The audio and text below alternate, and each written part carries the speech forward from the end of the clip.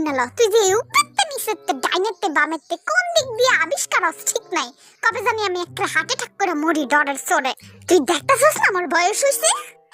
কেন কইছে তুমি এখনো জোয়ান আছো মা? হ্যাঁ থ্যাংক ইউ। না মানে এই চুপ থাক, আর কোনোদিন আমার সামনে এমনি হঠাৎ করে আবিষ্কার হবে না, তাহলে কিন্তু তোর খবর আছে। আচ্ছা এবার আমার কথাটা হলো। হুনতাছি ক।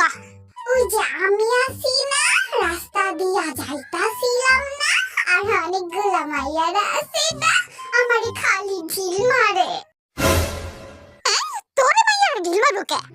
তুমি বুঝো না, তোমার ছেলে অনেক বেশি হ্যান্ডসাম।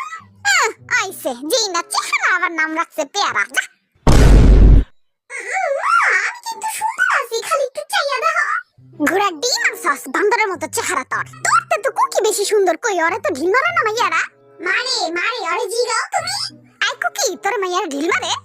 আরে হ খাওয়াবনি আর কইও না, বদরা ঢিল তো খালি ঢিল মারে আর আমারে পাথর ছুঁইরা মারে। ও মা কি কস? চল তো দেখি কোন মাইয়া এই কাম করে। ওই তোরা কয়টা বুইড়া বুইড়া পাথর আর কয়টা ঢিল আর উই পোলা গুলো আইলে মা।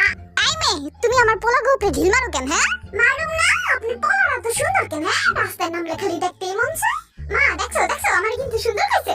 আই তো থাক গরু। এই যে শুনেন শাশুড়ি আম্মা, ওরে কিন্তু আপনি বকবেন না, ও কিন্তু আমার জামাই লাগে বুঝছেন। ও মা এই পাগল মাইয়া কি কয়?